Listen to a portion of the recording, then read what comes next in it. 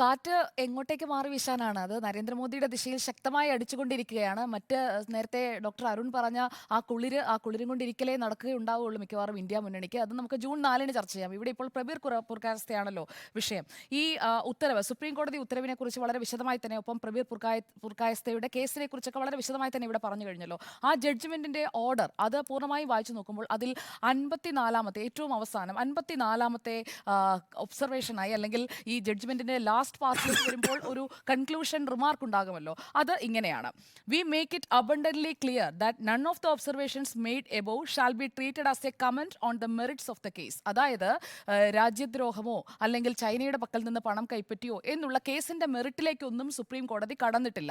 അങ്ങനെ കുറ്റക്കാരനല്ല പ്രബീർ പുർക്കായസ്ഥ എന്ന് കണ്ടെത്തിയിട്ടുമില്ല. പ്രബീർ പുർക്കായസ്ഥയ്ക്കെതിരെ എടുത്ത കേസിന്റെ മെറിറ്റിനെ സുപ്രീം കോടതി ക്വസ്റ്റ്യൻ ചെയ്തിട്ടുമില്ല. അവിടെ ക്വസ്റ്റ്യൻ ചെയ്തിരിക്കുന്നത് എന്താണ്? Illegality at the time of arrest. അതാണ് അവിടെ ക്വസ്റ്റ്യൻ ചെയ്തിരിക്കുന്ന കാര്യം എന്നുള്ളതാണ് നമ്മൾ ശ്രദ്ധിക്കേണ്ടത്.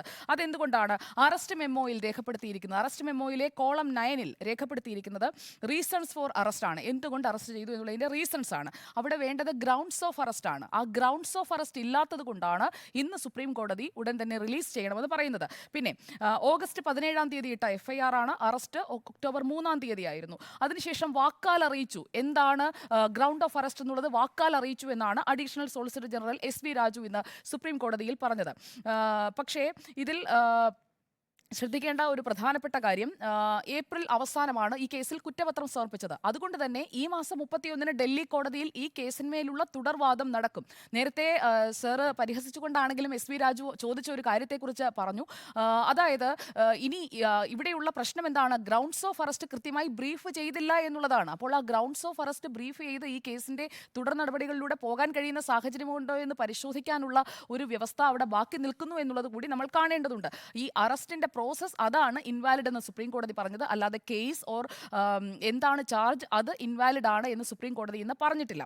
പിന്നെ communication of grounds of arrest or detention in writing, അതിനെക്കുറിച്ച് കോടതി പറഞ്ഞത് by the investigating agency or police was sacrosanct and cannot be breached. അതായത് എന്താണോ നിശ്ചയിച്ചിരിക്കുന്ന വ്യവസ്ഥ അത് മറികടന്നുകൊണ്ടുള്ള ഒരു ധൃതിപ്പെട്ടുള്ള നീക്കം നിങ്ങൾ നടത്തിയത് തെറ്റായിപ്പോയി. അത് ശരിയാണ്, അത് തെറ്റാണ്, അങ്ങനെയല്ല ചെയ്യേണ്ടത്. ജസ്റ്റിസ് BR ഗവായും സന്ദീപ് മെഹ്തയും പറഞ്ഞ കാര്യങ്ങൾ കൃത്യമായി ആർട്ടിക്കിൾ 22(1) ലംഘനം തന്നെയാണ്. അതായത് ഒരു അറസ്റ്റിന്റെ സമയത്ത് പാലിക്കേണ്ട നിയമപരമായ നടപടിക്രമങ്ങൾ, ഗ്രൗണ്ട്സ് ഓഫ് അറസ്റ്റ് ബ്രീഫ് ചെയ്യുക എന്നുള്ളത് സംഭവിച്ചിട്ടില്ല. ആദ്യ 24 മണിക്കൂറിനുള്ളിൽ സംഭവിച്ചിട്ടില്ല. 24 മണിക്കൂറിന് ശേഷം തയ്യാറാക്കിയിരിക്കുന്ന അറസ്റ്റ് മെമ്മോയ്ക്കുള്ളിൽ, അറസ്റ്റ് മെമ്മോ ഈ വിധിയുടെ പകർപ്പിന്റെ ഒപ്പമുണ്ട്.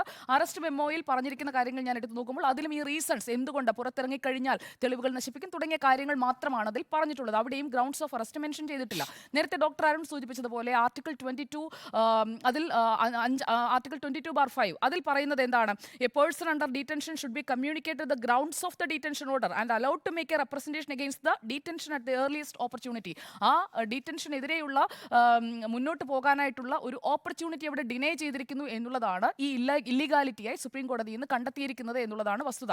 അല്ലാതെ ആ കേസിന്റെ മെറിറ്റിലേക്ക് കടന്നിട്ടില്ല എന്നുള്ളത് എടുത്തു പറയാമല്ലോ. പിന്നെ ഇടതുണ്ടെങ്കിലേ ഇന്ത്യയുള്ളൂ. അതുകൊണ്ട് തന്നെ പ്രബീർ പുർക്കായസ്ഥ പുറത്തു വരണം എന്ന് തന്നെയാണ് ഈ തെരഞ്ഞെടുപ്പ് കാലത്ത് ഞാൻ ആഗ്രഹിക്കുന്നത്. കാരണം അതുപോലെയുള്ള മാധ്യമങ്ങൾ നിലനിൽക്കേണ്ടതുണ്ട്. കാരണം ഒരു ഓൾട്ടർനേറ്റീവ് മീഡിയ ആണ്.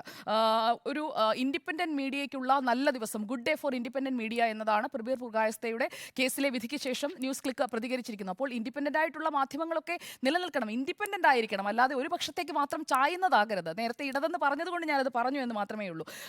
പിന്നെ ഇനിയിപ്പോൾ ഈ കാറ്റ് വീശുമോ എന്ന് ചോദിക്കുന്നത്, ഒരു പ്രബീർ പുർക്കായസ്ഥയുടെ illegality at the time of arrest കൊണ്ട് മാത്രം കാറ്റ് മാറി വീശുമെന്നൊന്നും ഞാൻ കരുതുന്നില്ല. കാറ്റ് മാറി വീശണമെന്നുണ്ടെങ്കിൽ കൃത്യമായി അതിനുള്ള സംവിധാനങ്ങൾ, സാഹചര്യങ്ങൾ ഒരുങ്ങണം. അങ്ങനെയുള്ള സാഹചര്യങ്ങളൊന്നും ഇപ്പോൾ വലിയ രീതിയിൽ രൂപപ്പെട്ടു വരുന്നില്ല.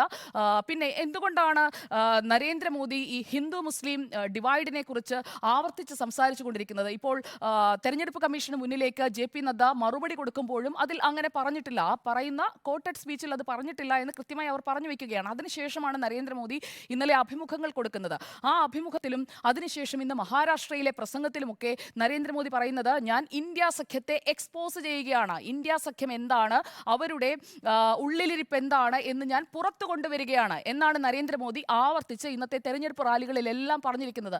ആദ്യ 4 ഘട്ടങ്ങൾ കഴിഞ്ഞു. അടുത്ത 3 ഘട്ടം എന്ന് പറയുമ്പോൾ ഉള്ള സീറ്റുകൾ അതിൽ പരമാവധി പിടിക്കുക എന്ന ലക്ഷ്യത്തോടെ ഇന്ത്യ സഖ്യത്തെ എക്സ്പോസ് ചെയ്യുന്ന ഒരു പ്രക്രിയയിലേക്കാണ് ഞാൻ കഴിഞ്ഞ ഘട്ടം മുതൽ കടന്നത് എന്ന് നരേന്ദ്രമോദി ഇന്ന് പറയുകയാണ്. അതായത് ഇന്ത്യ സഖ്യമാണ് ആളുകളെ മതത്തിന്റെ അടിസ്ഥാനത്തിൽ റിലീജിയസ് ലൈനിൽ ഡിവൈഡ് ചെയ്യാൻ ശ്രമിക്കുന്നത്, ഇന്ത്യ സഖ്യമാണെന്ന നറേറ്റീവിലേക്ക് ഇന്ന് നരേന്ദ്രമോദി കടന്നു കഴിഞ്ഞിരിക്കുകയാണ്. അതിന്റെ കൂടെയാണ് നേരത്തെ കോൺഗ്രസ് പറഞ്ഞിരുന്ന, അല്ലെങ്കിൽ UPA ആയിരുന്നപ്പോൾ പറഞ്ഞിരുന്ന 2004 to 2014 പറഞ്ഞിരുന്ന ബജറ്റിലെ നീക്കിവെക്കൽ സംബന്ധിച്ചുള്ള കാര്യങ്ങളെക്കുറിച്ച് കൂടി ചർച്ച തുറന്നിടുന്നത്. അതേക്കുറിച്ച് നരേന്ദ്രമോദി പറയുന്നത് ജോലി, അതുപോലെ തന്നെ വിദ്യാഭ്യാസം, അതൊക്കെ മതത്തിന്റെ അടിസ്ഥാനത്തിൽ സംവരണം കൊടുക്കുന്നതിനായിട്ടുള്ള ഒരു അലോക്കേഷൻ അത് ബജറ്റിൽ ഉണ്ടാകുന്നതിന്, അങ്ങനെ നടത്തുന്നതിന് താൻ എതിരാണ് എന്നുള്ളതാണ്. ഞാനത് അനുവദിക്കില്ല എന്നാണ് നരേന്ദ്രമോദി കൃത്യമായി പറഞ്ഞിരിക്കുന്നത്. അവിടെയാണ് കോൺഗ്രസിന്റെ പദ്ധതിയെക്കുറിച്ച് നരേന്ദ്രമോദി കോട്ട് ചെയ്യുന്നത്. 2004 മുതൽ 2014 വരെ UPA അധികാരത്തിലിരുന്നപ്പോൾ ഈ പദ്ധതി നടപ്പാക്കാനായി ശ്രമിച്ചു. അതായത് ബജറ്റിൽ 15% ന്യൂനപക്ഷം എന്ന് പറഞ്ഞു കഴിഞ്ഞാൽ കോൺഗ്രസിന് വോട്ട് ചെയ്യുന്ന, UPAക്ക് വോട്ട് ചെയ്യുന്ന ന്യൂനപക്ഷത്തിന് അവർക്ക് കൊടുക്കുന്നതിനായിട്ടുള്ള ഒരു പ്രത്യേക അലോക്കേഷൻ, അതിന് പദ്ധതിയിട്ടു. പക്ഷേ അത് പ്രതിപക്ഷം എതിർത്തത് കൊണ്ട് മാത്രം നടപ്പാക്കാൻ കഴിഞ്ഞില്ല. അത് തന്നെയാണ് ഇനി എങ്ങാനും അധികാരത്തിൽ വന്നാൽ അത് നടത്താനാണ് അവർ ശ്രമിക്കുന്നത്. പക്ഷെ അത് നടക്കാൻ പോകുന്നില്ല എന്ന് നരേന്ദ്രമോദി പറയുന്നുണ്ട്. അതിൽ നിന്ന് മനസ്സിലാക്കേണ്ടത് വളരെ കോൺഫിഡന്റ് ആണ്. കാറ്റുമാറി വീശി തോറ്റുപോകുമെന്നുള്ള ഒരു ധ്വനിയൊന്നും എന്തായാലും നരേന്ദ്രമോദിയുടെ വാചകങ്ങളിലോ അല്ലെങ്കിൽ പ്രധാന നേതാക്കളുടെ വാചകങ്ങളിലോ ഒന്നും കണ്ടിട്ടില്ല.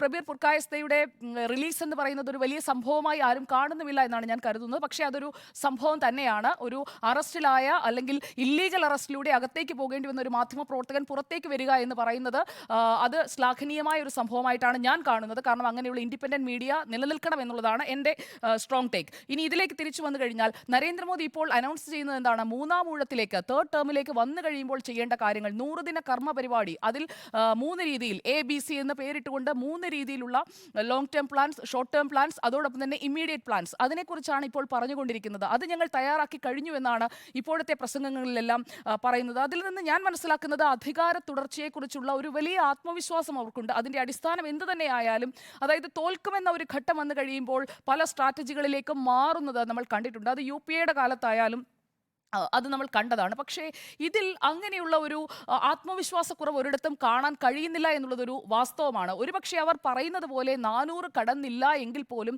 3ാം വട്ടവും അവർ വരില്ല എന്നുള്ള ഒരു തോന്നൽ ഒരിടത്ത് പോലും അവർക്കുണ്ടാകുന്നില്ല എന്നുള്ളത് നമ്മൾ കാണാതിരിക്കരുത്.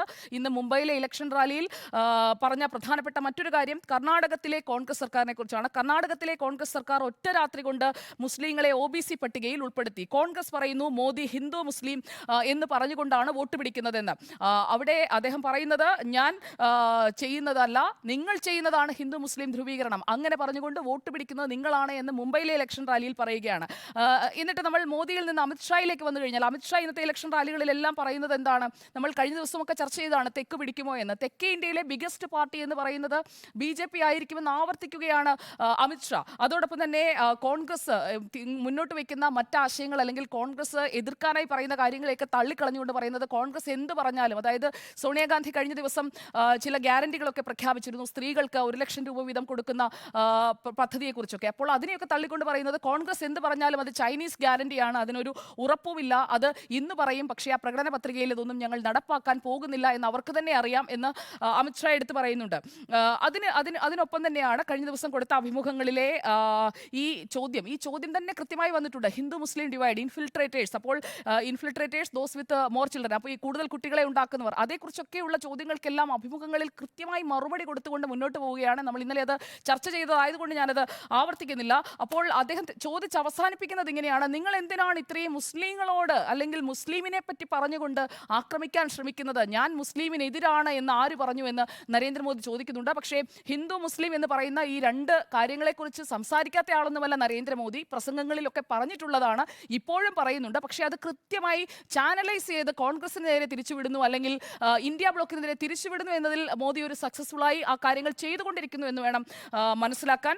എന്തായാലും എനിക്ക് തോന്നുന്നത് മോഡി 3.0 അങ്ങനെ ഒരു ഗവേണൻസ് പ്ലാൻ വരെ ഉണ്ടാക്കിയിരിക്കുന്ന അവരെ പരാജയപ്പെടുത്തുന്നതിനായി ഇപ്പോൾ വീശുന്ന ഡോക്ടർ അരുൺകുമാർ പറഞ്ഞത് എന്തായിരുന്നു? ആ മന്ദമാരുതൻ പോരാ എന്നാണ് എനിക്ക് തോന്നുന്നത്. കുറച്ചുകൂടി ഒരു കൊടുങ്കാറ്റ് വേണം. ആ ഒരു കൊടുങ്കാറ്റ് അടുത്ത 3 ഘട്ടങ്ങളിൽ അടിക്കുമോ എന്ന് കാത്തിരിക്കാം.